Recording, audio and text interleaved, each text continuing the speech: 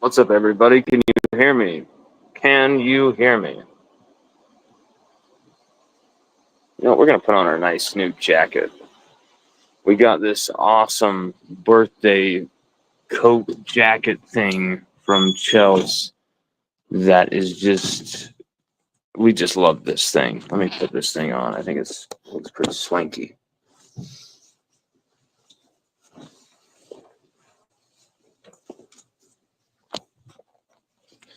Yeah. How about that? Of course, the big night last night, election, all that stuff. We are not going to talk about any of that type of stuff. I know there's some sports people podcasts that are going to want to shove their politics down your throat today and whatever. We're not going to do that. We are going to be your safe haven away from that. I want to talk LSU's offense. Garrett Nussmeier, this run game, these receivers, this offensive line, these tight ends, Mason Taylor against Alabama once again, versus this defense of Alabama, and what could be possible. What is possible? Is Garrett Nussmeier going to have that bounce back moment after a horror show experience against A&M? 3 second half interceptions, all cashed in for points.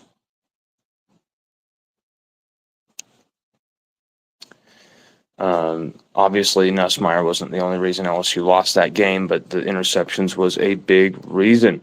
You cannot dismiss that. Alabama have a very talented secondary with guys like Devonta Smith back there.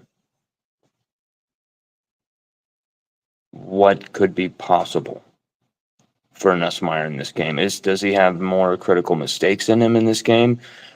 Or will the critical mistakes come from Jalen Milroe while, LSU, this offense, control proceedings?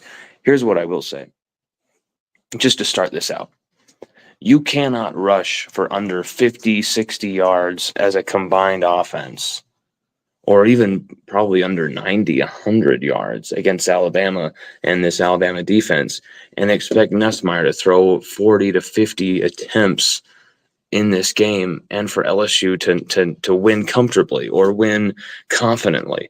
That is not how this will work.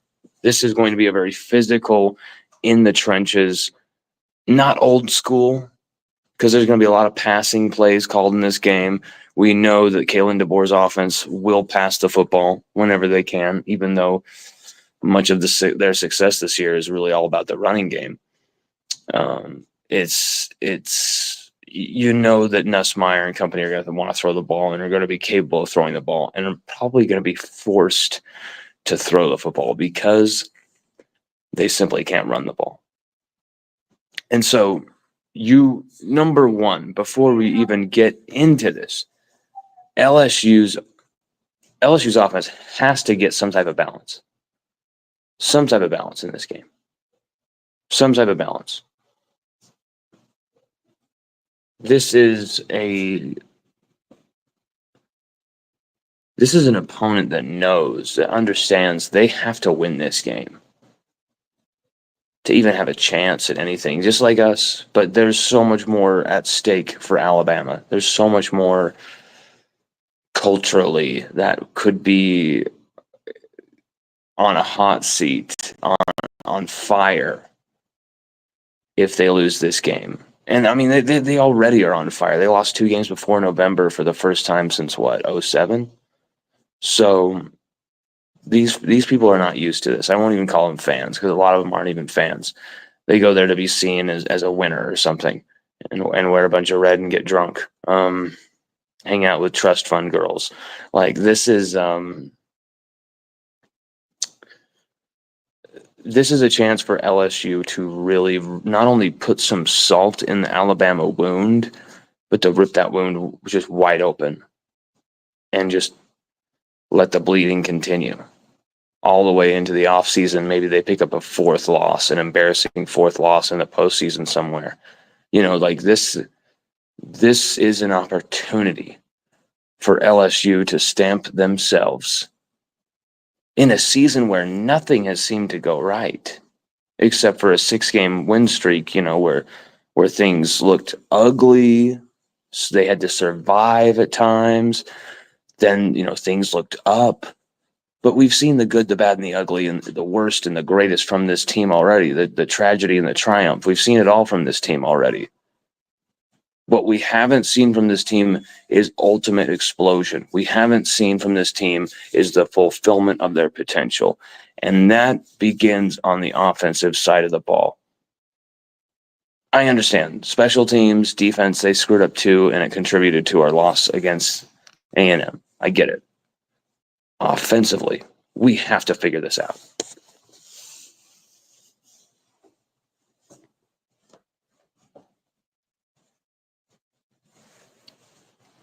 LSU simply must figure this out offensively. You cannot score 23, 24 points in this game and win this thing comfortably. Jalen Milroe is going to put up some points on this defense. He's going to have a few big rushing plays. He's going to have a couple rushing touchdowns.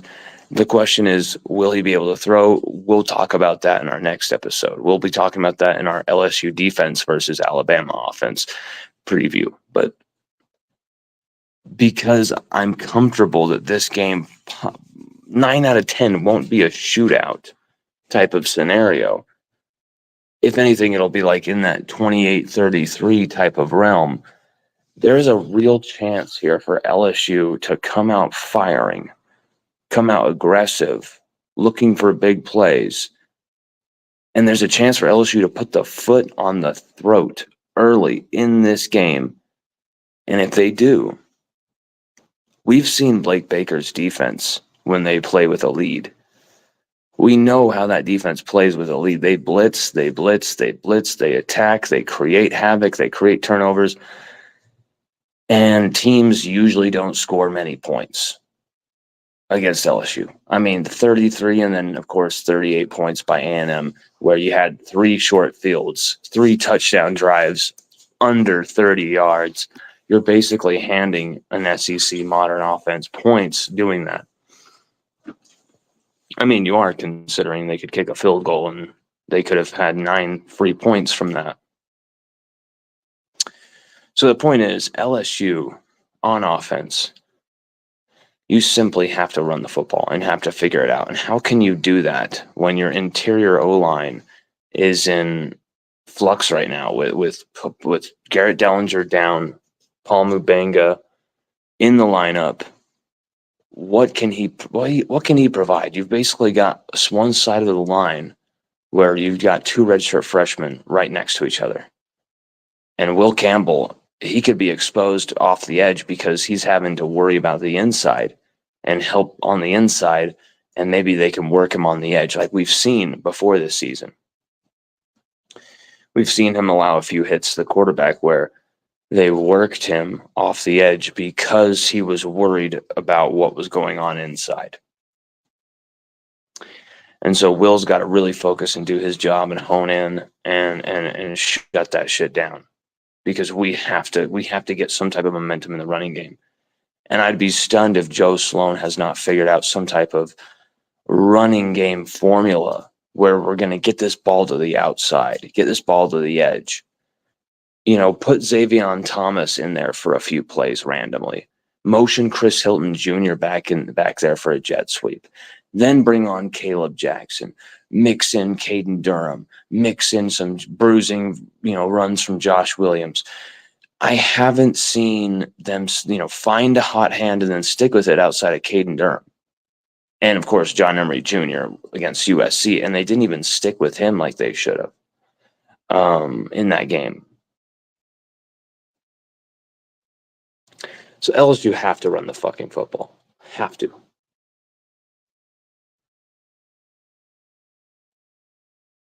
I really worry what would happen if we do not, because then you've got Nuss back there. Feels like he has to make a play every second.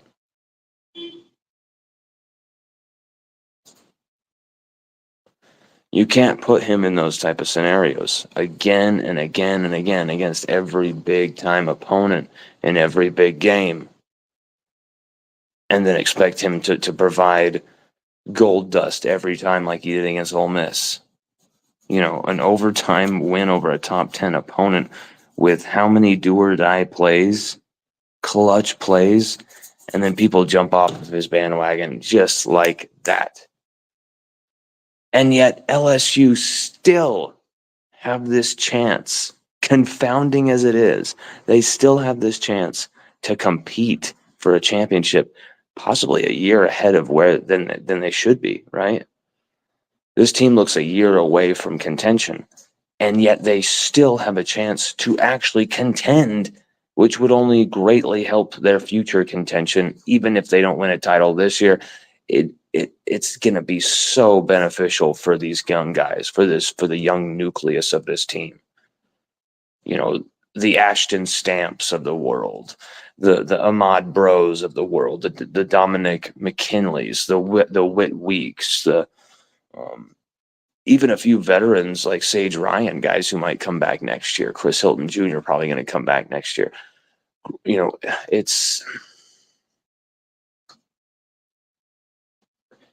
This is a team that's shown a lot of grit and a lot of hunger and a lot of drive and a lot of ability to take adversity and punches on the face and keep going and to overcome. But they've also made a lot of those mistakes themselves, caused a lot of these issues, shot themselves in the foot, penalties, turnovers, terrible field position, all sorts of errors. And this is a game where LSU, whether they're explosive or not, whether they control the game with the running game or not, whether they control or dictate the trenches, which you really need to if you're going to win these games. But out of all of that, above all, just at a baseline, LSU cannot cost this game for themselves with penalties and turnovers and stupid shit. Make Alabama actually go out there and beat you. Okay? And then second, you've got to support us with some type of running game, some type of supporting something. Even if you can't run the ball, get the ball out wide in the screen game, some type of extension of it, something to give him some space in that pocket, to back that front seven off a bit. Alabama have 11 interceptions this season. That's a lot of damn picks. So this game is going to be a big-time secondary game, in my opinion. It's like, for me, I'm keeping an eye on each team's secondary and how well each secondary balls out.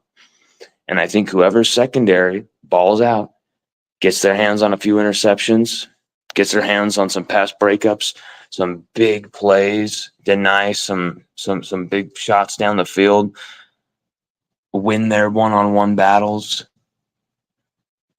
safeties coming over the top and actually helping their corners at times too. All of that, I feel like that's going to be a big key to this game. And so Nussmeier against this Alabama secondary, who have some talented pieces there, but also some pieces that are ready to be burnt and turned and cooked. He's got to have his wits about him. He's got to make the right reads. This has got to be a game where Nussmeier takes what the defense puts in front of him and just keeps going. Don't force this thing down the field just because. No hero ball. Just take what the defense gives you. If it's all open for 15 for Mason for a dump off, do it. Don't be baited into those throws where a guy is going to be waiting, though, to jump those routes, just as we saw against A&M. He's got to be alive to all of this. Simply put, Nussmeier has to have a massive game, at least a confident, commanding performance for LSU to win this thing.